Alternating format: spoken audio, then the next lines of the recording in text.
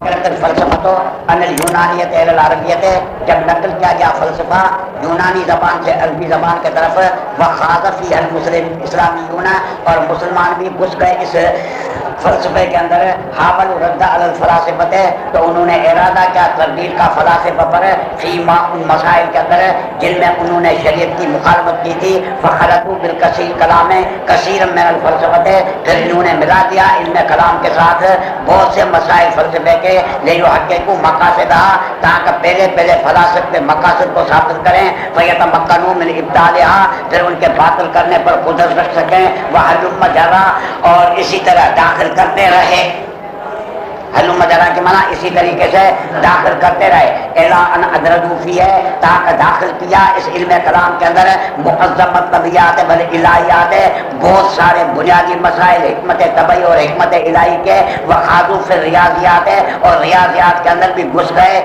تاکہ نہ ہوا قریب، تاکہ نہ جدا ہو یہ علم کلام فلسفے سے، فقط اگر اس کا استعمال ادلہ سمجھ پر نہیں ہوتا، ھذا هو کلام المتاخرین، یہی تھا علم کلام کس کا تھا؟ متاخرین کا تھا۔ علم کلام متقدمین کا تو آپ سن چکے، کہا جب متاخرین کا دور آیا تو فلسفہ یونانیت سے نقل کر کے عربیت کے اندر جو ہے بلایا گیا، مسلمانوں نے اس فلسفے کو پڑھا تو اس میں بہت سے مسائل ایسے تھے جو شریعت کے نظریات کے بالکل خلاف تھے، اس وجہ سے انہوں نے ایسا کیا کہ ان کی تردید کی۔ تردید کیسے کی؟ اپنا جو علم کلام لکھا ان میں ان کے بنیادی مسائل جن میں انہوں نے اسلام کی مخالفت کی تھی وہ لے آئے، اس میں سے اکثر مسائل حکمت طبعی کے تھے، بہت سے مسائل حکمت الہی کے تھے، اس کے ساتھ ریاضی کے بھی مسائل تھے، یہ اس وجہ سے لایا تاکہ پہلے مخاطبین کو فلاسفہ کے مقاصد سمجھائیں، اس کے بعد اس پر تردید کریں، لیحققوا مقاصدہ، تاکہ پہلے اس کے مقاصد کو کیا کریں گا؟ ثابت کریں، پھر اس پر پوری طاقت قدرت رکھ سکیں۔ اب کہتا ہے متاثرین کے علم کلام کی پوزیشن یہ ہو گئی، حتیٰ لا یتمیز عن الفلسفہ، تاکہ یہ فلسفے سے جدا ہی نہیں ہوتا تھا، فقط ایک بات سے معلوم ہوتا تھا کہ یہ علم کلام ہے، فلسفہ نہیں ہے۔ وہ کون سا بات ہے؟ کہ یہ ادلہ شرعیہ پر مشتمل بھی تھا، جس پر تھا وہ ادلہ شرعیہ اس وجہ سے لائے گئے تھے تاکہ فلاسفہ کی کیا کر دی جائے گا؟ ترتیب کر دی جائے۔ یہ تھا علم کلام متاخرین کا، بات سمجھ میں آئی؟ یہ تھا کیا؟ علم کلام متاخرین کا، بات سمجھ میں آئی یا نہیں؟ ہاں اچھا دیکھو اوپر سے مانا سمجھو۔ ثم لما نقلت الفلسفہ، جب فلسفے کو نقل کیا گیا یونانیت سے عربیت کی طرف، وخاض فیہ الاسلامیون، مسلمان اس کے پڑھنے کے اندر گھس گئے اور دیکھا ان کو کہ ان کے عقائد تو بالکل شریعت کے خلاف ہیں، تو ارادہ کیا انہوں نے رد کرنے کا فلاسفہ پر ان مسائل میں جن میں انہوں نے شریعت کی مخالفت کی تھی۔ فخلطوا بالکلام، پھر ان مسلمانوں نے خلط مرت کر دیا، لے آئے کلام کے اندر بہت سے مسائل فلسفے کے، لیحققوا مقاصدہ، تاکہ پہلے ان فلسفوں کے مقاصد کو ثابت کریں، فیتمکنوا من ابطالها، پھر قدرت رکھیں ان کے باطل کرنے پر، وحلم جرا، اس طرح داخل کرتے رہے، تاکہ داخل کیا انہوں نے اپنے علم کلام کے اندر بہت سے عام مسائل حکمت طبعیہ کے اور الہیہ کے، اور گھس گئے ریاضیات کے اندر، پھر یہ طبیعت الہیات ریاضیات کے اتنے مسائل علم کلام کے اندر لائے تاکہ نہ قریب تھا کہ نہ جدا ہو علم کلام فلسفے سے، اگر اس کا استعمال سمعیات پر یعنی ادلہ شرعیہ پر نہ ہوتا، فقط اس بات سے معلوم ہوتا تھا کہ یہ کلام ہے، فلسفہ کسی قسم کا نہیں ہے۔ باقی جیسا کہ فلسفے کا کتاب ھذا ہوا کلام المتاخرین، کہتا وہ بالجملہ ہو اشرف العلوم ہے، خلاصہ کلام یہ ہے کہ علم کلام جو ہے وہ تمام علوم میں سے اشرف ہے، ایک اس وجہ سے کہ احکام شرعیہ کا بنیاد ہے، احکام شرعیہ اشرف المسائل ہے، تو اس کا مبنا علیہ جس پر ان کا بنیاد ہے ان کو بھی اشرف کہنا پڑے گا۔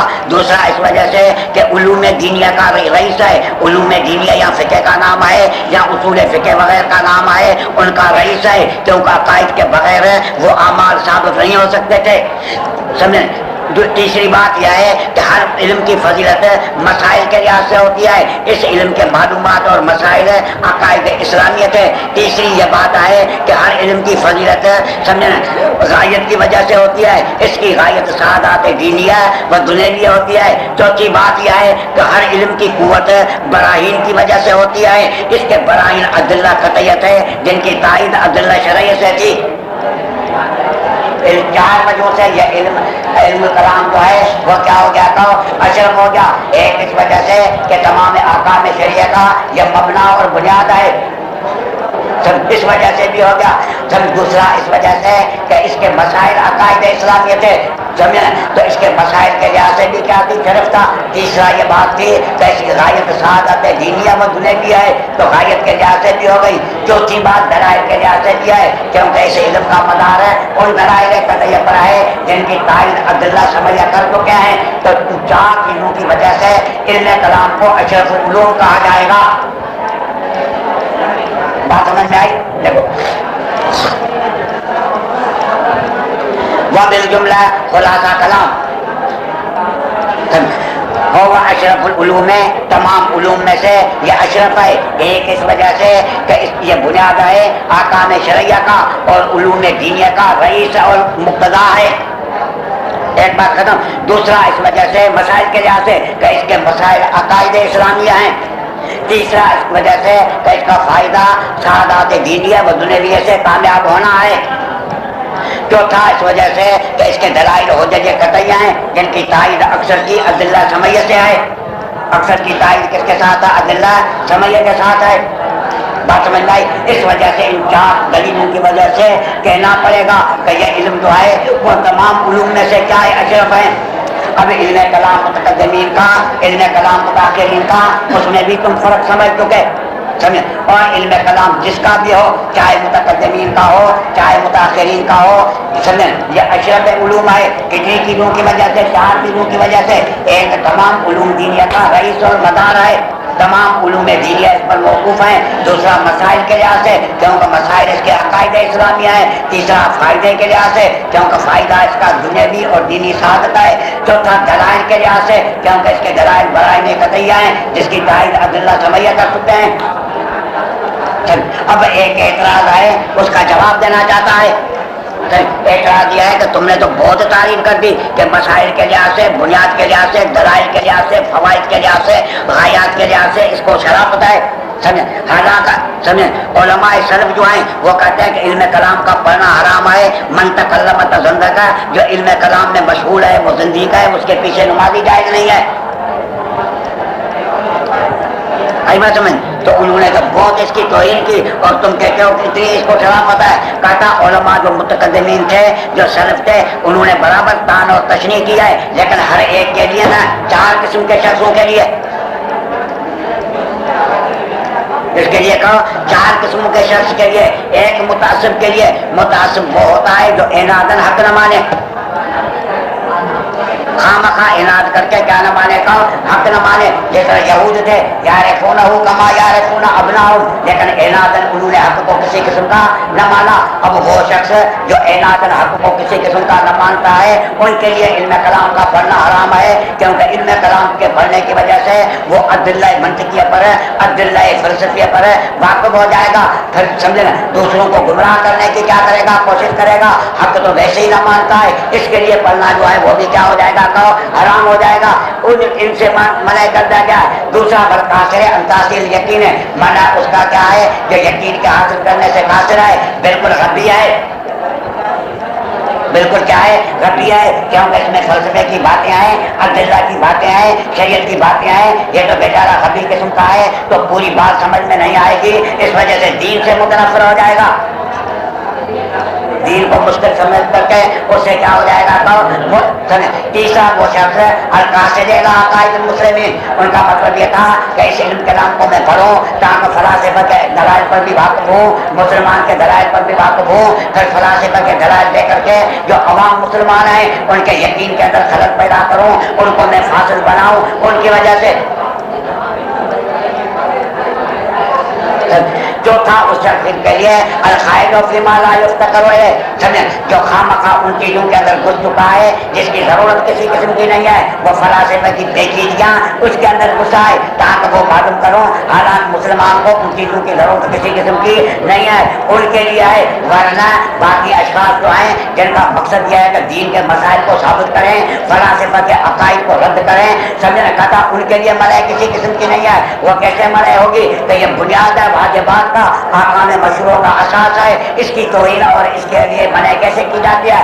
منع فقط کتنے قسم کے شرطوں کے لیے ہے؟ چار کے لیے، اے ناظر حق کا کیا کرے گا؟ انکار کرے، غبی ہو جو بات کو سمجھ نہ سکے، جس کی نیت میں فساد ہو، مسلمانوں کے عقائد کا کیا کرے؟ فساد کرے، جو خامخواہ دینی باتوں کو چھوڑ کرے فلسفے کے جمع گوئیوں کے اندر اپنے آپ کا وقت خراب کرنے والا ہو۔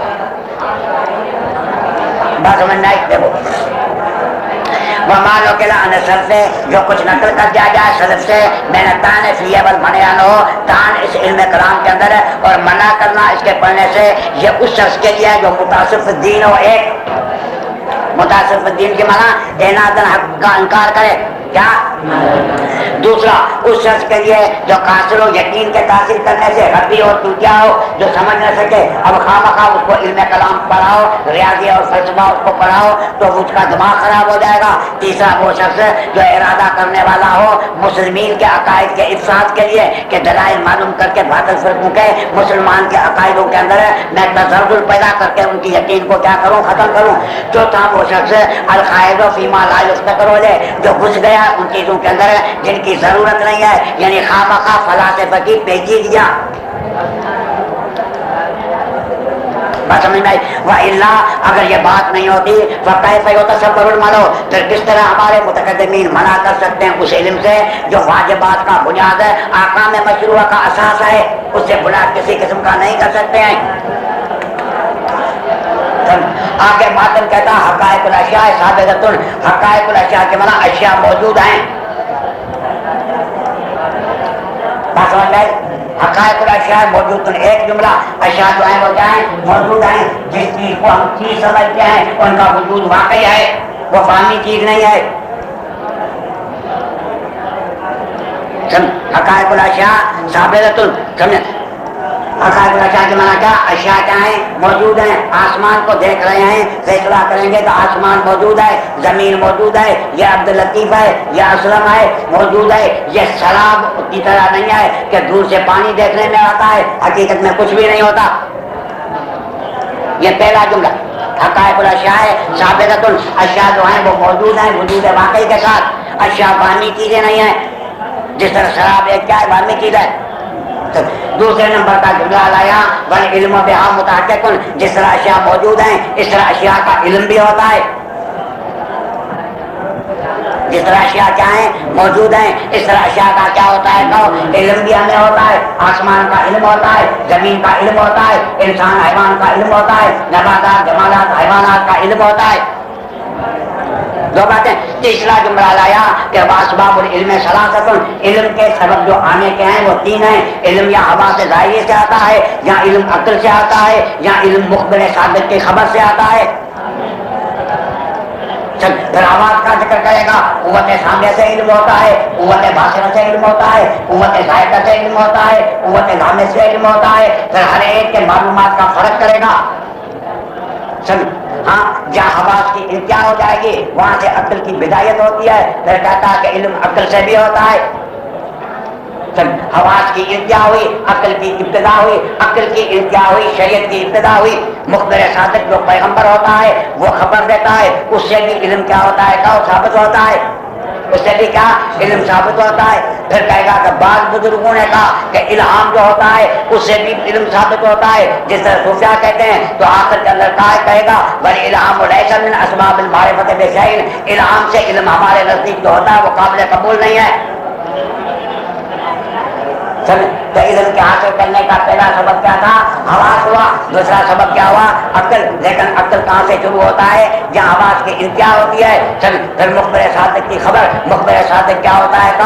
پیغمبر جہاں عقل کی کیا ہوتی ہے، انتہا ہوتی ہے. اس وجہ سے قرآن کہتا ہے کہ مسلمان وہ ہیں یؤمنون بالغیب، غیب کی مانا ہوتی ہے کہ جن چیزوں تک حواس اور عقل کی رسائی نہیں فقط پیغمبر کی زبان سے معلوم ہوئے ہیں. یؤمنون ان کو مانتے ہیں تو معلوم ہوا کہ پیغمبر یہ نہیں بتاتا ہے کہ سورج جو ہے وہ تارے ہے یا نہیں ہے، اب رات ہے اس کے بعد دن آئے گا. یہ چیزیں جو حواس سے معلوم ہوتی ہیں ان کا پیغمبر خبر نہیں دیتا. عقل سے جو چیزیں معلوم ہوتی ہیں کہ عالم قدیم ہے یا عالم کیا ہے تو حادثہ ہے، چند تغیرات کو قبول کرتا ہے یا نہیں، پیغمبر ان چیزوں کی خبر دیتا ہے جہاں انسانی حواس اور عقل کی رسائی نہیں ہوتی ہے. عذاب قبر ہوگا، حشر نشر ہوگا، عبور عن الصراط ہوگا. یہ چیزیں نہ حواس کی رسائی ہے نہ کس کی رسائی ہے، تو عقل کی رسائی. آئی بات. اب کتنے جملے بیچ کے اندر لائے؟ 3 جملے. پہلا کا حقائق الاشیاء ثابتۃ، حقائق الاشیاء ثابتۃ، اشیاء موجود ہیں یعنی اشیاء جو دیکھنے میں آ رہی ہیں وجود واقعی کے ساتھ کیا ہیں، موصوف ہیں. دوسرا بل علم بیان متحقق، جس طرح اشیاء موجود ہیں اس طرح ان کا علم جو ہے وہ بھی کیا ہے، متحقق ہے. تیسری بات بتائے گا کہ اسباب العلم ثلاثۃ، علم کے حاصل کرنے کے اسباب کتنے ہیں؟ 3 ہیں. پھر الاشیاء ثابتۃ، اس میں سب ستائیہ کا، لا ادریہ کا، انجیہ کا، عنادیہ کا، ان 4 مذہبوں کو باطل کرے گا. بعض حضرات ایسے ہیں جو کہتے ہیں کہ اشیاء کے لیے وجود واقعی نہیں ہے، ان کو سب ستائیہ کہا جاتا ہے. بعض کہتے ہیں کہ لا ادری ہوتے ہیں، وہ کہتے ہیں ہمیں پتہ نہیں ہے کہ موجود ہے یا نہیں ہے. بعض انجیہ ہوتے ہیں، انجیہ کی معنی وہ کہتے ہیں ہر چیز کا علم اپنے طرف سے ہوتا ہے، جس کو جیسا سمجھو ویسی ہوگی. گڈھا کو آسمان سمجھو تو آسمان ہوگا، آسمان کو زمین سمجھو تو زمین ہوگی. اعتقاد مشکل کے علم کیا ہے کہ تابع ہے، ان باطل فرقوں پر کیا کرے گا، تردید کرے گا. اب ایک اعتراض کا جواب دے رہا ہے تفتازانی. اعتراض یہ ہے کہ یہ کتاب علم کلام کے اندر ہے، علم کلام کے اندر تو ذات خداوندی اور صفات خداوندی کے حالات سے بات کیا جاتا ہے، کیونکہ ہر علم میں موضوع کے حالات سے بات کیا جاتا ہے تو ان چیزوں کے اندر شروع ہونا چاہیے. پہلے کہہ دیا حقائق العلم کی اشیاء ثابتۃ، پھر کہہ دیا بل علم بیان متحقق، پھر کہہ دیا اسباب العلم ثلاثۃ. یہ تو اشتغال بما لا یعنی ہے.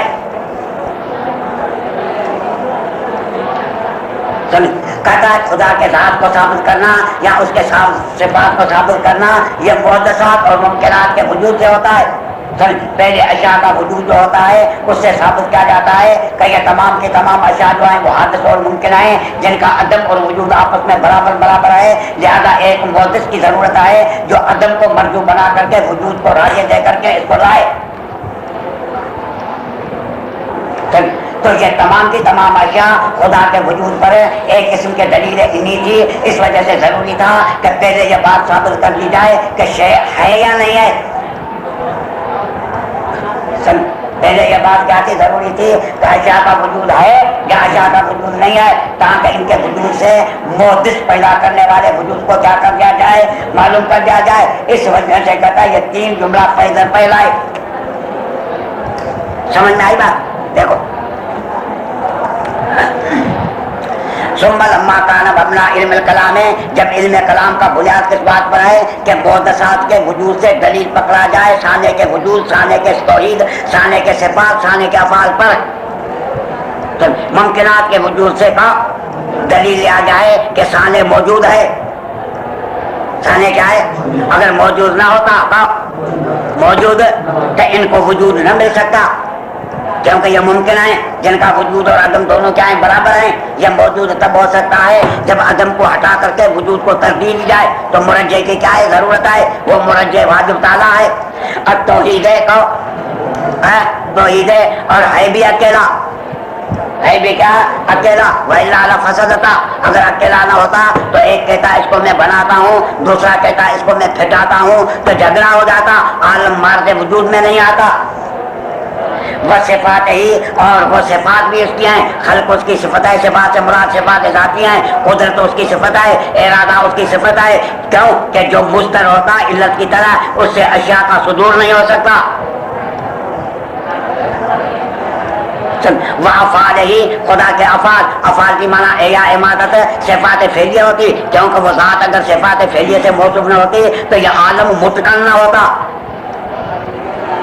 یہ عالم کیا نہیں ہوتا؟ متقن، پکا اور پختہ کسی قسم کا نہیں ہوتا. اس عالم کا اطمینان اس کی دلالت کر رہا ہے، اس کی مضبوطی دلالت کر رہی ہے کہ اس کا پیدا کرنے والا اس صفات کے ساتھ کیا ہے؟ موصوف ہے. ثم الانتقال منہا، پھر محدثات کے وجود سے انتقال کرنا الی سائر سمیات، باقی ادلہ سمیہ کے طرف. سائر سمیات کی معنی باقی ادلہ سمیہ کے طرف. پہلے محدثات کے وجود سے اللہ کو ثابت کیا جاتا ہے، پھر ادلہ سمیہ سے. اس وجہ سے مناسب تھا شروع کرنا کتاب کا تنبیہ کرنے کے ساتھ اللہ وجود ما یشاہد من العیان والاعراض، وہ عیان یعنی جواہر اور اعراض جن کا مشاہدہ کیا جاتا اللہ وجود ہے کہ یہ برابر واقع میں موجود ہیں. ہم مشاہدہ کر رہے ہیں، بعض چیزیں جواہر کے قبیلے سے ہیں جو قائم بے نفسی ہیں، بعض چیزیں اعراض کے قبیلے سے ہیں جو قائم بغیر ہیں. تو مناسب تھا کہ بتائے کہ جن چیزوں کو ہم جواہر سمجھ رہے ہیں، جن چیزوں کو اعراض ہم سمجھ رہے ہیں، ان کا وجود واقعی ہے. ان کا کیا ہے کہ وجود واقعی ہے، یہ فقط وامی چیزیں کسی قسم کی نہیں ہیں. ایک بات وہ تحقق علم ہے بہا، جس طرح یہ موجود ہیں اس طرح ان کا علم بھی ہمیں ثابت ہوتا ہے، تاکہ ان اشیاء کے وجود ہے ان اشیاء کے علم کو وسیلہ بنایا جائے مقصود اہم کی پہچان کی طرف. مقصود اہم ہوئی ذات خدا بندی، اس کا وجود، اس کی توحید، اس کے صفات ذاتیہ، اس کی صفات افعالیہ. اگر اشیاء کا وجود نہ ہوتا یا ان کا علم مطابق نہ ہوتا تو خدا کا وجود بھی معلوم نہ ہوتا، خدا کی وحدانیت بھی معلوم نہ ہوتی، خدا کی صفات ذاتیہ اور صفات افعالیہ بھی معلوم نہیں ہوتی. اس بنا پر پہلے اس مسئلے کو اٹھایا. بات سمجھ نہیں؟ فقال، پھر ماتن نے کہا قال آل الحق، آل حق نے کہا ہے حقائق الاشیاء ثابتۃ. آل حق کی مراد ہے آل سنت والجماعت کہتے ہیں کہ اشیاء کی حقیقتیں یعنی خود اشیاء موجود ہیں. اشیاء کی حقیقتیں مانا خود اشیاء کیا ہیں؟ موجود ہیں. اب یہ اشارے ہو گیا. اس میں پہلی بات ہے آل حق. حق کس کو کہا جاتا ہے؟ پھر وہ حقائق الاشیاء. حقیقت کس کو کہا جاتا ہے؟ پھر وہ اشیاء. اشیاء کس کو کہا جاتا ہے؟ پھر وہ ثابتۃ. ثبوت کس کو کہا جاتا ہے؟ ان کی تشریح کرے گا تنتظر. کیا قال آل الحق حقائق الاشیاء ثابتۃ، یہ ایک قضیہ ہے. قضیے کا سمجھنا اپنے اطراف پر کیا ہے؟ موقوف ہے. اس میں حق کا بھی لفظ ہے، حقیقت کا بھی لفظ ہے، شے کا بھی لفظ ہے، ثبوت کا بھی لفظ ہے. ہر ایک لفظ جو ہے اس کی تشریح کرے گا. پھر کہے گا کہ آل حق سے مراد کیا ہے. بات سمجھ لائے؟ ہاں، تاکہ ماتن کا جملہ تم نے سمجھ لیا. وہ کہتا ہے قال آل الحق حقائق الاشیاء ثابتۃ، حقائق کی اضافت اشیاء کی طرف اضافت بیانیہ ہے، یعنی الاشیاء ثابتۃ، اشیاء ثابت ہیں یعنی ان کے لیے وجود واقعی متحقق ہے. جس کو ہم جوہر سمجھتے ہیں واقع میں جوہر ہے، جس کو ہم عرض سمجھتے ہیں واقع میں عرض ہے. جن چیزوں کو دیکھ رہے ہیں ان کے لیے وجود واقعی ہے، یہ شراب اور اوہام کی طرح نہیں ہے. جملے کا مطلب سمجھا؟ ہاں، یہ تو مطلب سمجھ میں آ گیا. باقی الفاظ کی کیا ہوئی؟ تشریح ہوئی. وہ تفتازانی کا کام ہے. کہا قال آل الحق، ادھر لفظ حق کا، ادھر لفظ کیا آیا؟ حق کا. حق اصل میں اس کا اطلاق حکم پر ہوتا ہے. حق اس حکم کو کہا جاتا ہے جو واقع کے مطابق ہو. وہ حکم جو واقع کے کیا ہوگا؟ مطابق ہو. وہ حکایت جو واقعانوں کے کیا ہو؟ مطابق ہو. اس کو کیا کہا جاتا ہے؟ حق کہا جاتا ہے. جو حکایت مادیانوں کے مطابق نہ ہو یا وہ حکایت کے لیے سرے سے مادیانوں نہ ہو، اس قسم کی حکایت حق کے ساتھ موصوف نہیں ہوگی. وہ حکایت حق کے ساتھ کیا ہوگی؟ موصوف کا کیا ہوگی؟ موصوف ہوگی. کا موصوف ہوگی جس کی مادیانوں اور مخبرانوں کیا ہوگا؟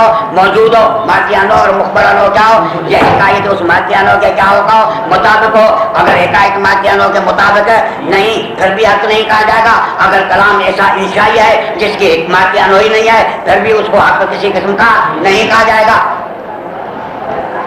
بات سمجھ لائے؟ تو حق اس حکم کو کہا جاتا ہے جس کا حکم واقع کے کیا ہوگا؟ مطابق ہو. اب کہتا ہے کہ حق کا اطلاق 4 چیزوں پر ہوتا ہے. اقوال پر ہوتا ہے.